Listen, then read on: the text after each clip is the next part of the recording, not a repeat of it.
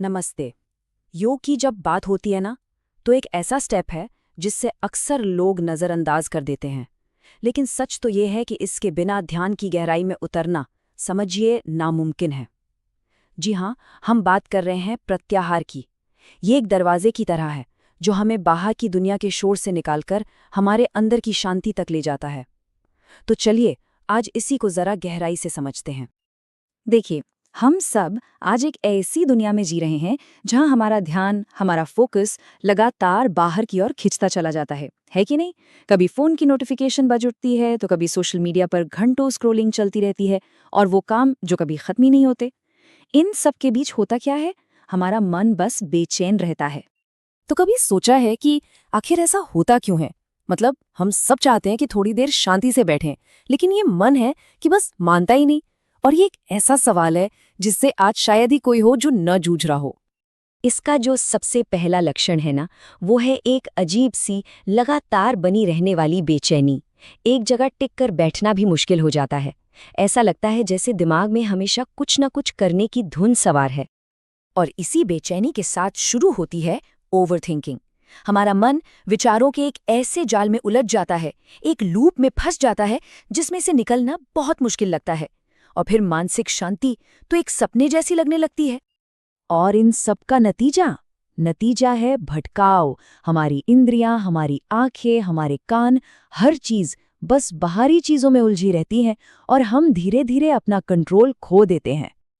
लेकिन अच्छी बात यह है कि योग हमें इस समस्या से बाहर निकलने का एक बिल्कुल साफ रास्ता दिखाता है। और इस रास्ते में एक बहुत बहुत ही जरूरी मोड़ आता है, एक टर्निंग पॉइंट। और दिलचस्प बात जानते हैं क्या है? अष्टांग योग के जो 8 अंग हैं, उनमें प्रत्याहार ठीक बीच में आता है, 5वें नंबर पर।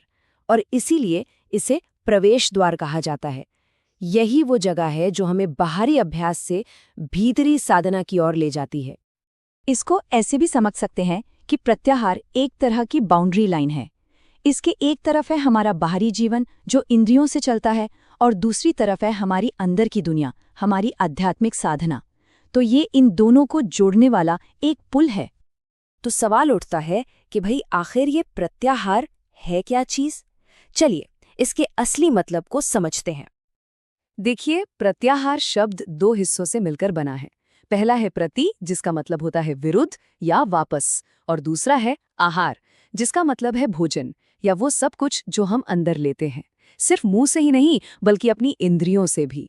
तो इसका सीधा सा मतलब हुआ अपनी इंद्रियों के आहार को, यानी जो कुछ भी वो बाहर से ग्रहण कर रही हैं, उसे वापस अंदर की तरफ मोड़ लेना। महर्षि पतंजलि अपने योग सूत्र में इसे बहुत ही खूबसूरती से समझाते हैं। वो कहते हैं कि जब हमारी इंद्रियां बाहरी चीजों से पूरी तरह हटकर मन के स्वभाव को ही अपना लेती हैं, बस वही अवस्था प्रत्याहार है। और ये जो बदलाव है ना, ये बहुत बड़ा है। प्रत्याहार के बिना हम अपनी इंद्रियों के गुलाम होते हैं, वो हमें जिधर चाहें उधर खींचती हैं। लेकिन प्रत्याहार के साथ हम अपनी इंद्रियों के स्वामी बन जाते हैं। कंट्रोल पूरी तरह से हमारे हाथ में आ जाता है। तो जब हम अपनी इंद्रियों को इस तरह अंदर की तरफ मोड़ना सीख जाते हैं, तब हमें असल में आंतरिक स्थिरता की जो असली ताकत है, उसका अनुभव होता है। और इसके फायदे तो अनगिनत हैं। प्रत्याहार से ही इंद्रियों पर कंट्रोल की नींव पड़ती है, जो सच्ची मानसिक शांति की चाबी है। यही ध्यान के लिए एक मजबूत जमीन तैयार करता है, हमारे सेल्फ डिसिप्लिन को बढ़ाता है, और खुद को जानने की दिशा में यह हमारा पहला और सबसे जरूरी कदम है। और हाँ, सबसे जरूरी बात, इसके बिना योग के जो अगले पड़ाव हैं, जैसे धारणा और ध्यान, वो तो समझिए असंभव ही हैं। आखिर सोचिए, अगर मन हर वक्त बाहर ही भटकता रहेगा तो वो भीतर कैसे टिक पाएगा? प्रत्याहार को समझाने के लिए हमारे शास्त्रों में एक बहुत ही सुंदर और शक्तिशाली उदाहरण दिया गया है। और ये उदाहरण हमें मिलता है एक कछुए से। कछुए का रहस्य। भगवद गीता में श्री कृष्ण कहते हैं कि जिस तरह एक कछुआ किसी भी खतरे को महसूस करते ही अपने सारे अंगों को, अपने हाथ, पैर, सिर को अपने खोल के अंदर समेट लेता है, ठीक उसी तरह एक स्थित प्रज्ञ योगी अपनी इंद्रियों को बाहरी विषयों से समेटकर अपने भीतर स्थिर हो जाता है। ये उपमा कितनी कितनी सटीक है ना? कछुआ अपनी सुरक्षा के लिए अपने अंग भीतर करता है, और एक साधक बाहरी भटकाओं से बचने और अंदर की शांति पाने के लिए अपनी इंद्रियों को भीतर करता है। तो हमने अभी तक जो कुछ भी समझा उसका सार क्या निकलता है? देखिए, प्रत्याहार की अहमियत को कम समझना एक बहुत बड़ी गलती होगी। ये सिर्फ एक प्रैक्टिस नहीं है, बल्कि ये योग साधना की आत्मा है। तो 3 बातें हैं जो हमेशा याद रखनी चाहिए।